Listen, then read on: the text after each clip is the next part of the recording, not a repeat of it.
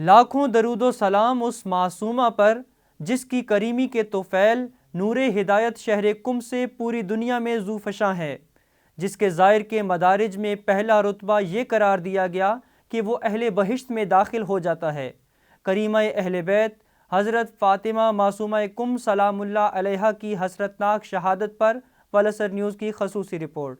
کریمہ اہل بیت حضرت فاطمہ بنت امام موسیٰ بن جعفر الملقب معصومہ کم سلام اللہ علیہا کا یوم شہادت دنیا بھر کی طرح پاکستان میں بھی 12 ربیع الثانی عقیدت اور احترام کے ساتھ منایا جا رہا ہے۔ اس موقع پر قائد ملت جعفریہ آغا سید حامد علی شاہ موسوی کے اعلان پر ملک بھر میں یوم عزا منایا جائے گا۔ معصومہ کم صلوات اللہ علیہا کی حیات مبارکہ ایک طرف مصائب و آلام اور دکھوں تو دوسری طرف علم و معرفت، زہد و تقوی اور نور ہدایت سے عبارت ہے۔ سن 200 ہجری میں حضرت امام رضا علیہ السلام کو مامون نے ایک سازش کے تحت جب شدید اصرار کر کے خراسان بلوایا تو امام رضا علیہ السلام تمام اقربا کو مدینہ چھوڑ کر خراسان تشریف لے گئے۔ امام کی ہجرت کے 1 سال بعد جناب فاطمہ معصومہ صلوات اللہ علیہا اپنے بھائی سے ملاقات کے شوق میں اور سیرت حضرت زینب کو دوبارہ زندہ کرنے کے لیے عزیزوں، بھائیوں، بھتیجوں کے ساتھ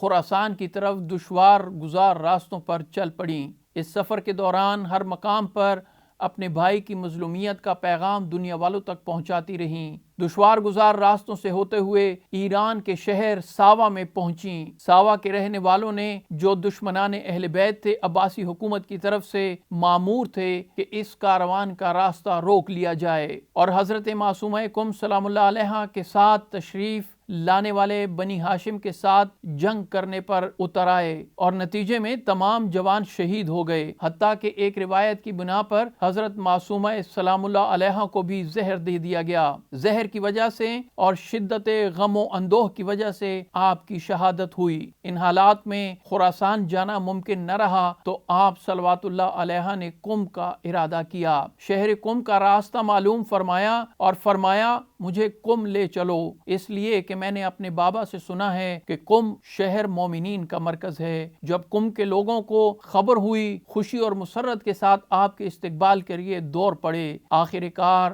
جناب معصومہ قم سلام اللہ علیہا 201 ہجری کو قم پہنچی اور تب سے قم نہیں رہا، قم المقدسہ بن گیا۔ معصومہ قم جتنے دن بھی اس شہر میں رہیں، اس دوران زہد و تقوی اور اپنے پروردگار سے مسلسل راز و نیاز، زہد و عبادت میں مشغول رہیں۔ آپ کا محل عبادت بیت النور کے نام سے آج بھی مشہور ہے۔ 12 ربیع الثانی سن 201 ہجری اپنے بھائی امام علی ابن موسیٰ الرضا سے ملاقات کیے بغیر حضرت معصومہ قم سلام اللہ علیہا بارگاہ رب العزت کی طرف سفر کر گئیں۔ شہر قم اور منطقہ طوس میں سوگ کا سماں تھا۔ سرزمین قم میں جہاں آج آپ کا روضہ ہے، باعجاز امامت امام رضا علیہ السلام اور امام جواد علیہ السلام نے آپ کی تجہیز و تکفین کی۔